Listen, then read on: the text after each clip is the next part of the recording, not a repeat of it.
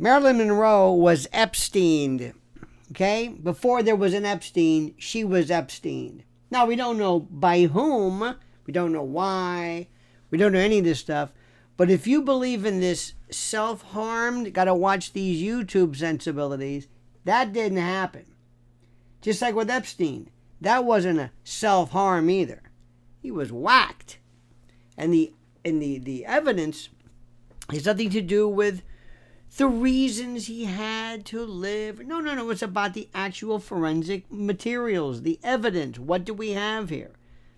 In the case of Epstein, it was a hyoid and thyroid cartilage. Hyoid bone. That was it. That's it. This doesn't happen. You can't do it by yourself. You can't do it. Remember, there are 4 basic types of demise. And think of the acronym NASH. NASH. Natural, accidental, suicide, homicide. And also you can throw in unexplained. So NASHU. Okay, you got it? All right. Let's talk about the case of Marilyn Monroe. This was a homicide. Serious. End of discussion. On the night of August the 5th, 1962, Marilyn Monroe was found dead in her Brentwood home. Now, the official ruling was probable suicide. Okay? You got that? You got that? Probable. But more than 6 decades later, the evidence doesn't hold. Never held then, doesn't hold now. In fact, piece by piece, the suicide narrative collapses upon scrutiny. And what emerges, my friend, instead is a classic homicide, staged, covered up, and buried by the most powerful men in America. Okay? So let's examine the case as a prosecutor would, guided by forensic fact and motive. First, the scene that never made sense. Most important thing before you look at any toxicology, before you look at anything involving the deceased, look at the surroundings. Is the dog tied up? Was there a wallet missing? Was the door locked or unlocked? Was a radio left on? Whatever it is. Things that would seem to be out of the ordinary. Okay? Is it before DNA? Okay? And don't forget also, most cases do not involve DNA. Now, police arrived to find Monroe nude, face down on her bed, a telephone in her hand. And it was a tragic tableau, too perfect, too staged. On the nightstand, empty pill bottles. The conclusion was scripted in advance. A fragile actress who had overdosed, right? That was the story. A little crazy, a little wacky. But glaring problems leapt out, and still leap out.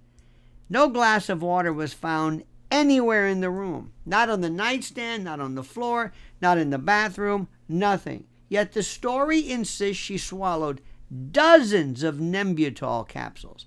Anyone who has ever tried to take even one pill dry knows how implausible that is. And Monroe's own assistant, Eunice Murray, later admitted that Marilyn could barely swallow pills at all. Yet here we are told she swallowed 40, maybe 50 in one sitting without water. The stage was set, my friends, but the script was unbelievable.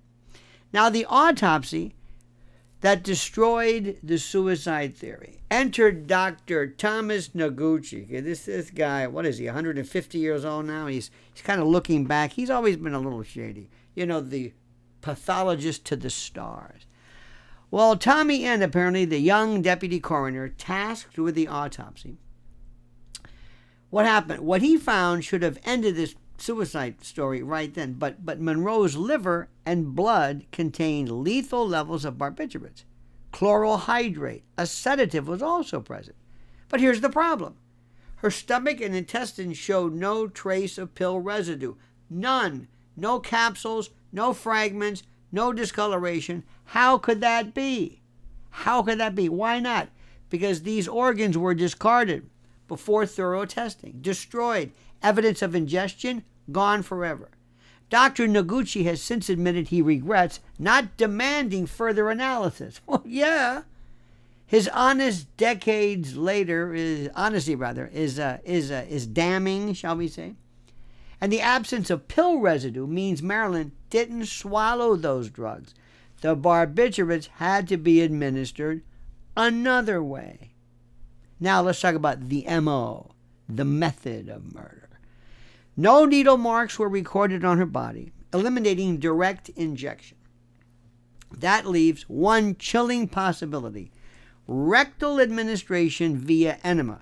It wasn't unheard of in the early 1960s for drugs, especially sedatives, to be delivered this way, and still isn't. Suppository, in terms of some medications, are still preferred, especially in the case where there's a person who was in a coma, or a person who was unable to respond, or a person who needs some type of delivery system, okay? Now, medical literature confirms the practice. It bypasses the stomach, explains the absence of pill residue, and produces exactly the high drug concentrations found in her bloodstream. This was a forced overdose, okay? The bruises, what? The bruises that tell the story. Pray tell. The autopsy also documented unexplained bruising on her body. These weren't minor blemishes. These were consistent with restraint, with someone holding her down. Suicide by pills doesn't bruise you. Struggling against your attackers does. And taken together, the toxicology and the bruises present the clearest picture yet that she was immobilized and administered a lethal dose against her will. And then the timeline collapses. Everything changes. Now we turn to the witnesses. Eunice Murray, her live-in housekeeper, gave conflicting accounts of the night. At one point, she claimed Monroe's door was locked. Later, she said it wasn't. At first, she insisted the body was found late at night. Later, she admitted it might have been earlier. The times shifted like sand, back and forth. Why? Because the truth threatened the cover story. And we don't know what she was told. We don't know particular threats or any type of harm that was perhaps insinuated or promised her way. Then comes the bombshell. Multiple witnesses have placed Attorney General Robert Kennedy at Monroe's home that evening. The president's brother, Monroe's lover, a man with everything to lose if she exposed their affair, or worse, if she revealed the contents of her so-called red diary. That diary, by accounts of friends, contained explosive details overheard during pillow talk, discussions of Cuba, nuclear weapons, classified secrets, mob connections. In fact, if true, it made Monroe not just a mistress, but a liability to national security. And by the end of the night, that diary vanished, and it was never recovered. Why, pray tell? Why? Interesting, isn't it? The motive, my friend, is crystal clear. Why would the Kennedys be implicated? Because Monroe was becoming erratic, unpredictable, and threatening to go public. She had already spoken about calling a press conference. She was buying a new home, signing contracts, and charting her future. The last thing she was planning was self-harm. But if she stepped in front of the cameras and exposed her affairs with John and Robert Kennedy, the presidency itself could collapse. It's one thing for him to have a dalliance with a secretary here and there, but Marilyn Monroe? And if she opened her red diary, it could compromise America's security. For men at the pinnacle of power, she was not a movie star. She was a ticking time bomb. And it was a different time then. It was a different time. Look at what happened to both of these men. When you got in the way, you were dispatched. And then there was the cover-up that followed. Once she was dead, the machine moved quickly. Her body was arranged, the scene controlled, the hours of delay ensured before police were let in. And by the way, by the time investigators saw the room, furniture had been shifted, evidence was missing, the story was set in stone. And reporters who were hungry for scandal, who wanted to find out, were spoon-fed the self-harm angle. And within hours, the narrative had hardened. Marilyn, the lonely actress, had ended her own life. The press never questioned why she had spent the last day on the phone with friends, energized, making plans, optimistic. They never questioned why a woman who would not swallow pills was suddenly capable of swallowing 50 without water.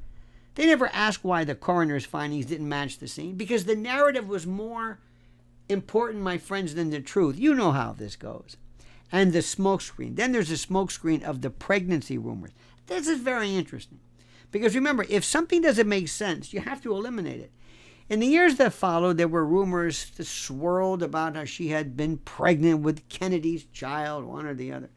And the coroner himself confirmed Monroe had undergone tubal ligation years earlier after an ectopic pregnancy. She could not have been pregnant. That rumor was planted to divert attention. Remember, sometimes you want to load up. It's like a limited hangout in reverse. And the truth is simpler, sharper, and far more damning. She wasn't killed because she was pregnant. She was killed because she knew too much, because she was acting wacky, because they were sloppy. But this mistake, this is a different story, okay? Even Judith Exner and Sam Giancana's girls and all the others, that wasn't a problem. She was a problem. And the prosecutor's closing argument, my friends, if I were to give the conclusion, ladies and gentlemen, if this were a courtroom, the case would be airtight. The evidence of homicide is overwhelming. Let's go through it again. No glass of water at the scene. No pill residue in her system. Stomach and intestines destroyed before testing. Lethal drug levels inconsistent with ingestion. Bruises consistent with restraint.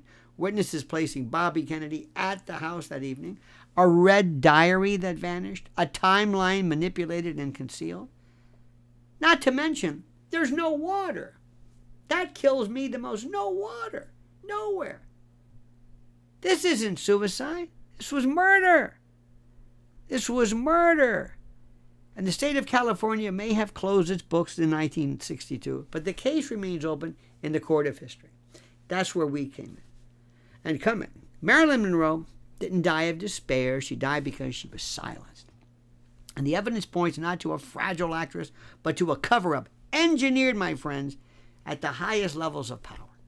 And the fact that 60 years later, that the official narrative still holds, tells us less about Marilyn Monroe and more about the terrifying efficiency of the powers and the forces that killed her. It's difficult. She was Epstein, plain and simple. And it makes sense. Dorothy Kilgallen is another one we'll talk about. Now, this isn't a conspiracy theory. I'm not making these facts up. I'm not pointing these up. This is what was brought to our attention. And the fact that Thomas Noguchi, after the fact, brings this up, come on. Look, I've always felt, and this is important, I've always felt that there are people who need to be vindicated, people who need to be spoken for. And this 98-year-old guy now, I don't know. I've always wondered about that. There's something about people who say, please seek justice, please speak for me. I can't speak, but my body speaks, my blood speaks, my lividity, my algor mortis, my livor mortis, the temperature, the positioning, the lividity, the changes, the petechial hemorrhaging, like in the case of Epstein. The forensics tell me to tell you the truth, not what you think. Natural, accidental, suicide, homicide. This was homicide. Marilyn Monroe was killed. She was murdered. Now, who? Don't know. Can't say. Why? Don't know. You can guess. I don't get into the guesswork. That's for later on. Just like with John Kennedy. It was a conspiracy. Why? Who knows? Could be this, the CIA, I don't know. I don't get into that. Same thing with 9/11. There are physical inconsistencies, facts that don't make any sense. Why? I don't know. All I know is I'm telling you the way it is. And it is incumbent upon us. And whether they call us conspiracy theorists or not. By the way, I'm not, let's score of analysis, I'm not a conspiracy theorist, I'm a conspiracy analyst. So my friends, what do you think? What do you think? I want to see your comments, your thoughts. This is where we really get good at what we're doing. So my friends, do me a favor, review the following. And as we always say, like the video. Subscribe to the channel. You know, 80% of the people who watch the videos don't subscribe. It's the damnedest thing. So watch. Find out. Do it for her. Do it for Norma Jean. She deserves it. Very sad, very tragic. Because certain people in power figure they can do whatever they want. And there's nothing you can get to do to get in their way. Well, you know what? There's a lot we can do. One of them is open our eyes, our minds, and pay attention. Critical thinking, my friends, and comment as you see fit.